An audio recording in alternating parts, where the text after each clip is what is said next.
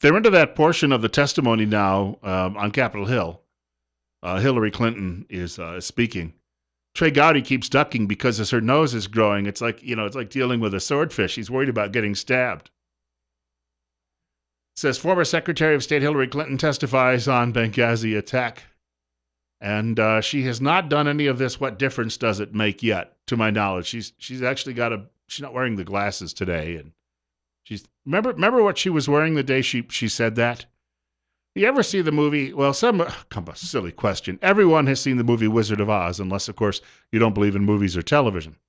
But in the Wizard of Oz, there's a guy when they get to the big palace, and there's a guy who opens the door, and he doesn't want to talk to them, and then finally he says, "Well, bust my buttons," and he had this strange costume on. That's what Hillary Clinton was wearing that day when she showed up for the testimony and said, "What difference does it make?" I think that was the line. Maybe I'm paraphrasing. 4 people dead. What difference does it make? I happened to read today a piece by a woman by the name of S.E. Cupp. That stands for Sarah Elizabeth, just in case anybody out there was curious. S.E. Cupp is a writer. She's also one of those television talking heads. She's jumped ship, though, between multiple networks over the last few years. And she has a piece today at a publication called the New York Daily News. And she says, yes, the Benghazi hearings are political. So what? See, that's the argument from Lefty, is that this is all just a witch hunt so they can get Mrs. Clinton out of the presidential race, and nothing really happened. There's nothing to see here. Well, all right, talk politics for a moment. This writer says on January 7, 2007, then Senator Joe Biden announced he was running for president. The next day, he announced the schedule for the hearings to investigate the Bush administration's handling of the Iraq War, conducted by the Foreign Relations Committee that just happened to include 2 other Democrats with presidential ambitions, Chris Dodd and Barack Obama. And Ms. Cupp writes, the timing of these hearings was purely coincidental, I'm sure. She goes on to say Democrats have been naked in their affinity for making partisan politics out of the supposedly apolitical. Whether the issue is a mass shooting, torture, or the Iraq War, complaints from Democrats about the number of Benghazi hearings are almost comical when one remembers that then Speaker Nancy Pelosi sent out a press release 8 years ago on the, quote, 71 hearings already held on issues related to Iraq War, unquote. She was bragging, according to S.E. Cupp, and not complaining. So all of this talk that this is political, of course it's political. It's Washington. Everything is political. But being political doesn't mean it's wrong. Being political doesn't mean that they aren't getting to the bottom of this story. I worked in my last job at another radio station, and we had a consultant by the name of John Lund. He is one of the top radio consultants in America. John Lund is also the consultant for Armed Forces Radio. Not long after the Benghazi attacks, he ended up going over to Sicily, where they have a large broadcast operation. And while in Sicily, he was talking with some of the officers who are based there. And they told him, on the day of the Benghazi attack, because one of the arguments coming from President Obama and then Secretary of State Hillary Clinton was there was no time to set up a rescue attempt. Look, this thing went on for 8 hours. This attack wasn't just something that took 15 minutes and was over with. It went on for hours. And it appears that Ambassador Chris Stevens was also tortured for a while before he was killed. Much of this could be seen, by the way, in a situation room because they had eyes in the sky, they had eyes in the compound, where all of this took place at the American consulate. According to the military officers in Sicily that spoke with John Lund, they could have been there with, obviously, firepower in the air. Jets don't take that long to fly across the Mediterranean. And Sicily, where it sits, is not, northern Mediterranean. It's about midpoint, maybe even about 2/3 south toward that Libyan coast. So in a matter of minutes, American jets could have been overhead. And those jets have the ability in this day and age with computer guidance. They could have pinpointed the attackers and taken them out, or taken many of them out. And then it would have taken just a matter of a couple of hours for the gunships, that is the helicopters, to fly across the Mediterranean Sea and then land and then conduct a rescue mission or just a mop-up mission. So all of this was available. John Lund told me when he was talking to these generals and colonels that they told him only one person could call off that attack. They were ready to go. They were because the argument is, no, they'd have to load up all of their firepower first. That would have taken hours. No. This is the military. There's always someone at the ready. If you have a large wing, you've always got some planes that are ready to go 24/7. That's how preparedness works. 848. Bill Colley with you on Top Story on News Radio 1310 KLIX and newsradio1310.com. Then they came out with this cockamamie story that it was about some irrelevant film, YouTube video some guy made insulting the Prophet Muhammad. And after that happened, there were riots in Islamic countries all over the world. Nobody had heard about the movie yet until the White House said, oh, there's this movie. Then there were riots and people were killed in these riots all over the world. So now you've got that blood on your hands. But see, that wasn't important. Getting people killed in order to win the White House, when it comes to people like Barack Obama and Hillary Clinton, those are acceptable losses for your own personal gain. We have a caller with us at 849. You're up next with Bill Colley on Top Story on News Radio 1310 KLIX. Where were you when 9/11 happened and George W. Bush didn't do nothing? That's what I want to know. Actually, George W. Bush. Tell us your hindsight 2020. What would you done then? Well, George Bush actually started a war in Afghanistan, did he not?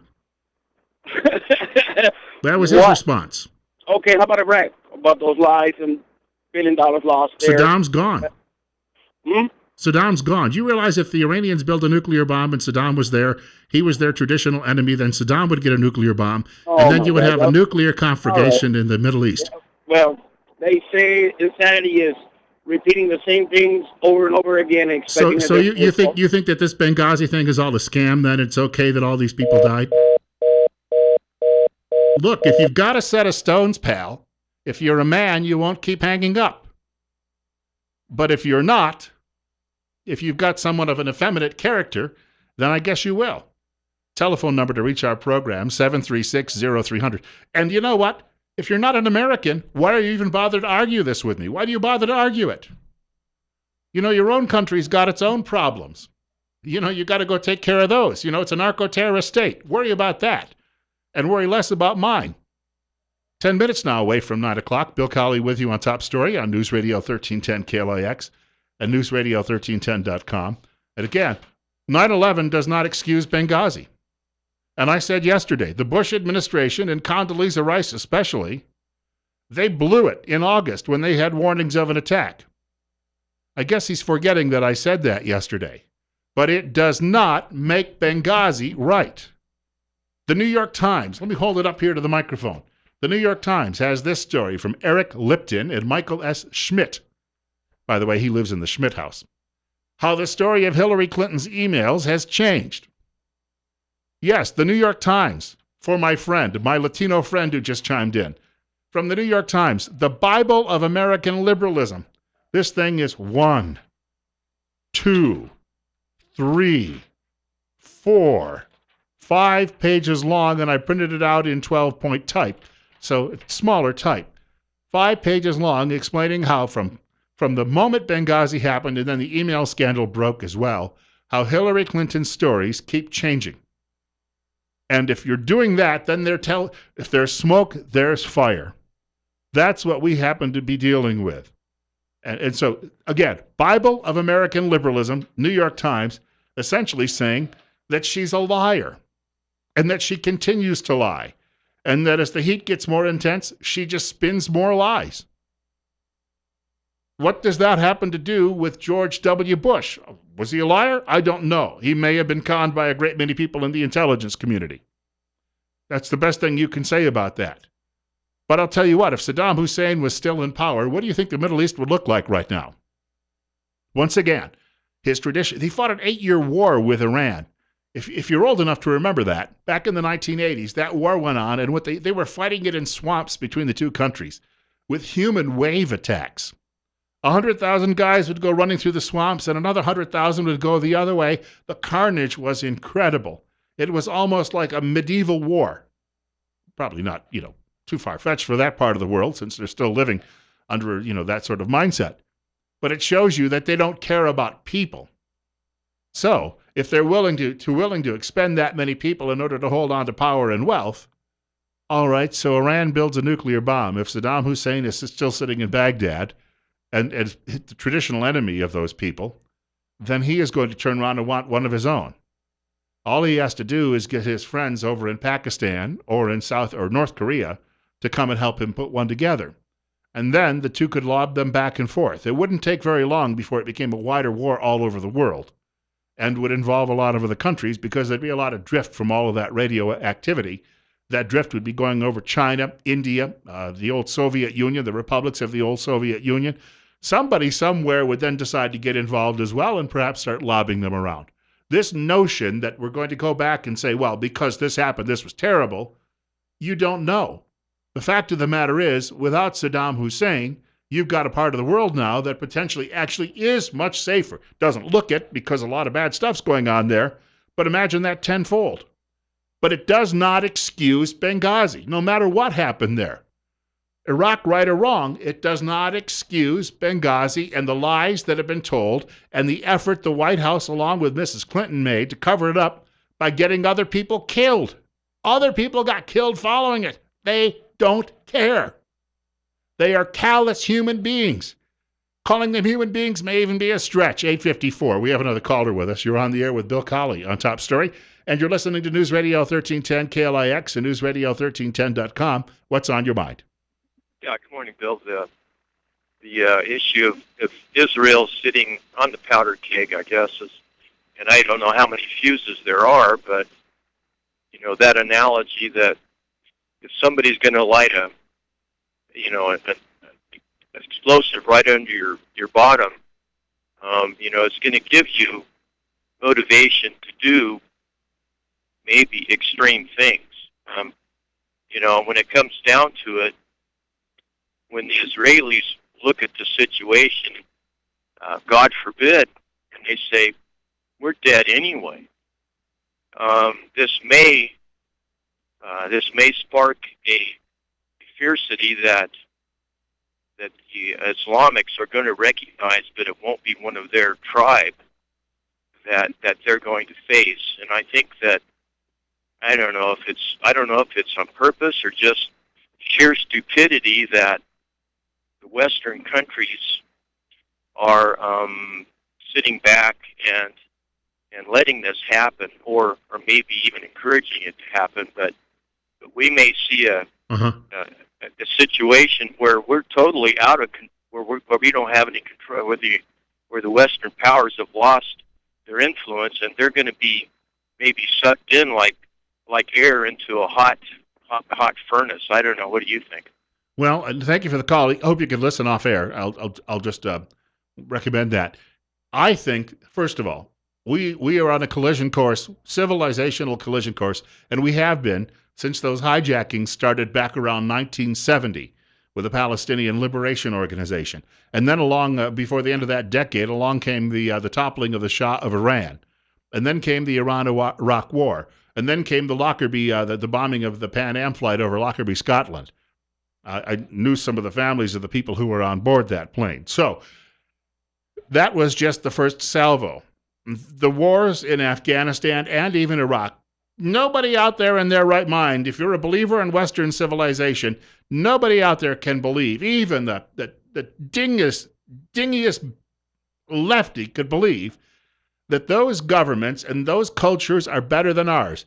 The Saudis, the Iraqis, the Syrians, the Iranians, the Pakistanis, the Libyans, the Egyptians, you've got to be out of your mind. Your gourd has got to be completely empty if you believe that. Now, this war is not over. Benghazi is part of that. ISIS is part of that.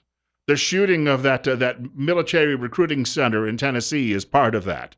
The guy plotting to blow up Mountain Home Air Force Base, who was living up in Boise, the refugee, that is all part of that. We are headed toward a world war. We better be prepared for that. We better not just keep sitting here twiddling our thumbs and saying, oh, you know, George Bush was bad. Why are you angry with Hillary Clinton? I don't care. George Bush was at least aware that these are bad dudes.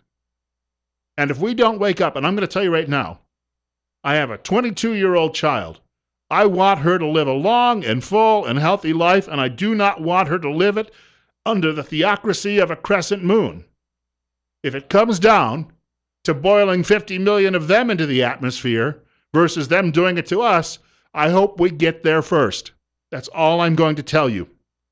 And if you can't understand that, and if you can't see the threat to the future of your children and our culture, then somebody needs to come sit down and have a serious talking to you.